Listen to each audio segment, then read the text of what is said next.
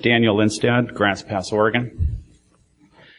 I'm going to try to keep this simple, but it is hard to do in the 3 minutes that is allowed. First, Mr. Hare, you voted correct a few months ago when you voted no to spend $80,000 for 2 new F-450 trucks for the Josephine County airports. I thank you. Next issue. I did not want to come today for the fear of retaliation for speaking against people with power. I came to you, Ms. Walker, and asked for your help to negotiate with the airport director regarding a land lease at the airport. I ask you, what did you do to negotiate? Ms. Walker. I came to this board and asked very respectfully to change the deadline date as the first step to you couldn't even give me that respect. You strong-armed me and then refused to negotiate as you are required to. I think you should be embarrassed when I came to you and the airport manager multiple times and you refused to do anything. Now you're going to say, oh, I did many things. Then why am I here? In my opinion now, I can see why there are so many recall Walker signs. And you are the liaison to the Grants Pass Airport? Mr. Linstad, you brought an issue in here that has been worked with legal counsel because you ignored legal provisions in a contract. So coming here to making allegations that we have not done something is incorrect. I have met with you, and it was turned over to legal counsel because you did not sign a lease for about 4 months. And that was a legal issue. Now that you brought it forward, I would never have mentioned a word in public at all. Daniel Linstad just gave me permission. I asked him to go before me. What he left out, because he's a wonderful gentleman, is that when he went in to try to negotiate with Larry Graves, the airport manager, Larry started cursing at him. Well, F this and F that and that kind of stuff. Is that really appropriate for a county employee? Of course you two don't know about this because Cheryl Walker's not going to tell you that that happened. And so when Daniel Linstad went to Cheryl Walker and said, what's up with this?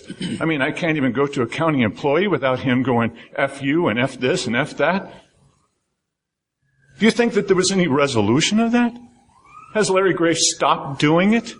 This is what Daniel Linstad is trying to talk about, not something about a contract that was foisted on him with no chance to have a negotiation. It's the law. You're supposed to negotiate. Larry made it very clear there will be no negotiation.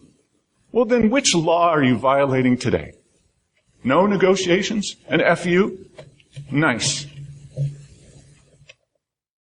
This poor guy with the airport lease that came to you for justice, he came to the wrong place.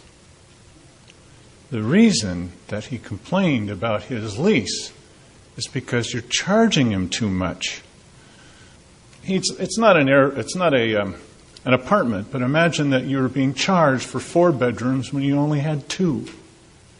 Any reasonable person might come to you and say, you're the landlord, I'm being charged too much. And when he went to Larry Graves, the airport manager, Larry Graves told him to F himself. F this, F that. We don't need that.